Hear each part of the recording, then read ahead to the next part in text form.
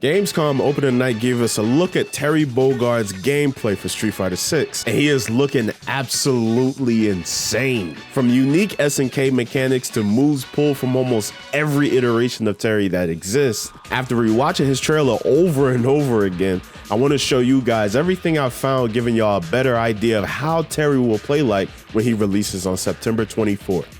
Let's start this breakdown with Terry's unique mechanics. The first one up is called Lane Switch. One of his target combos, Passing Sway, allows Terry to jump into the background of the stage or into another lane and choose to reappear on the other side of his opponent with either a jumping lariat or a jumping knee, or he can decide to not do anything at all. In the Fatal Fury series, Lane Switch was a huge universal mechanic that allowed you to traverse the stage in a way that other 2D fighters never allowed before. Terry having this mechanic will make his movement and neutral options very unique in comparison to most characters in Street Fighter 6. The second unique mechanic comes from King of Fighters, which is a pseudo super to super cancel. In King of Fighters, characters can spin meter to cancel from one super to another. In Street Fighter 6, if Terry lands his level 2, which is Power Geyser, he can expend 3 drive gauge bars to follow up with Twin Geyser. If that hits, Terry can then spin 1 super art gauge for the ultimate triple geyser, dealing massive amounts of damage for a level 2 super. It's not exactly one-to-one with how super to super cancels work in King of Fighters, but the fact that Terry has the ability to cancel into a more powerful version of his level 2 is pretty insane in its own right. Now moving on to all of Terry's normals and target combos that we've seen in the trailer. We have his standing light normal, standing light punch, and standing light kick that looks very similar to Ken and Ryu's standing light normals as well. Terry also has an overhead, which is a medium normal. Most likely this would be forward medium punch or back medium punch. This overhead is most likely not cancelable, which is very similar to most overheads in Street Fighter 6. We have his crouching medium kick, which is special cancelable, which means Terry can do crouch and medium kick into drive rush. On top of that, it can lead to a target combo that launches the opponent for a full combo follow-up. We have his standing heavy punch, which is usually a really good normal for Terry. It's special cancelable and very similar in animation to other Shoto characters' standing heavy punches. Standing heavy punch can lead into 2 different target combos, one of them allowing Terry to cancel into lane switch if he wants to. Terry's standing heavy kick looks like it'll be a good whiff punish tool, but it's not cancelable. However, it causes a stagger if it connects on counter hit. Another heavy normal that Terry has, which is forward heavy punch. It's a 2-hitting mid that is special cancelable on both hits. Jumping heavy punch is the only jump normal that we actually see in Terry's trailer, and it looks very similar to Ken and Ryu's jumping heavy punch, and it's most likely a good hitbox size. So far, Terry only has 3 target combos, and 2 out of the 3 target combos were originally special moves for Terry in previous SNK games. The first one up is Fire Kick. Originally a special move from Fatal Fury Real Bout, is now a target combo that launches the opponent into the air. This is the crouching medium kick target combo that I mentioned previously. Another Terry signature, Power Dunk, is usually a special move in other games, but is now a target combo in Street Fighter 6. What I learned while making this video is that Power Dunk was indeed a target combo in other Fatal Fury games and became a special in King of Fighters.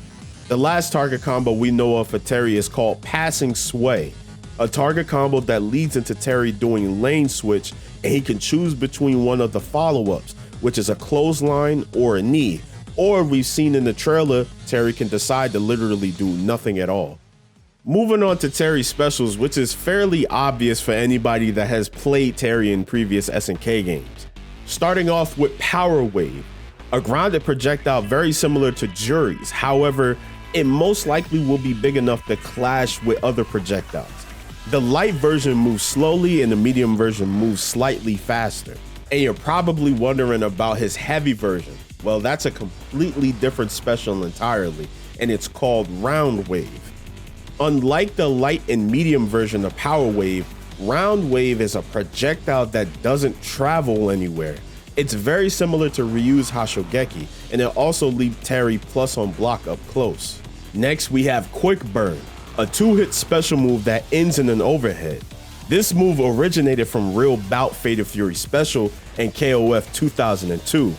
Power Charge is a forward advancing shoulder tackle that leaves Terry plus enough to combo off of on hit, and the EX version will cause a wall bounce on hit. Burn Knuckle is another forward advancing special that knocks down on hit, and just like older games Terry is featured in, Burn Knuckle is most likely not safe on block, so be careful using it. Very similar to Ryu and Ken's Tatsus, Terry can use Crack Shoot to avoid projectiles entirely. This move can also be used as an amazing anti-air. Last but not least, we have Terry's Rising Tackle.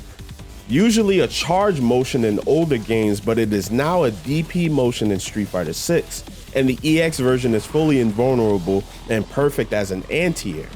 We've gone through Terry's normals and specials. It's now time to talk about his supers. Level 1 is Buster Wolf, which is a forward advancing super that is fully invul on startup. Just like we talked about earlier in the video, Terry's level 2 super Power Geyser is very interesting. It's a hard-hitting super that has 3 different versions to it. The first version is just his one raw Power Geyser. Version 2 is Twin Geyser, which gives you a second follow-up that can be done if you spin 3 drive gauge bars. And version 3 is Triple Geyser, which gives you a third follow-up after spinning 1 extra super bar and dealing a ton of damage. And finally, we have Terry's level 3, which is called Rising Fang. I originally thought this super was unique to Street Fighter 6 specifically because I've never seen Terry do this before. But apparently it's a spin on a fight scene between Terry and Geese in a Fatal Fury anime. Looking at all of Terry's supers, including the different versions of Power Geyser, Terry has a whopping 6 supers. That is probably the most supers we've ever seen in Street Fighter 6. We've talked about Terry's entire kit. Now let's talk about all of the items that will be coming with Terry on September 24th. We have a new stage coming to the game, and it's a classic Fatal Fury KOF stage called Pow Pow Cafe, reimagined in RE Engine. In the background of the stage, you can spot a bunch of SNK and Capcom references, right along with 2 very well-known Fatal Fury characters, Joe Higashi and Blue Mary. And these are actually the real ones. These are not the bootleg ones from Terry's official reveal trailer.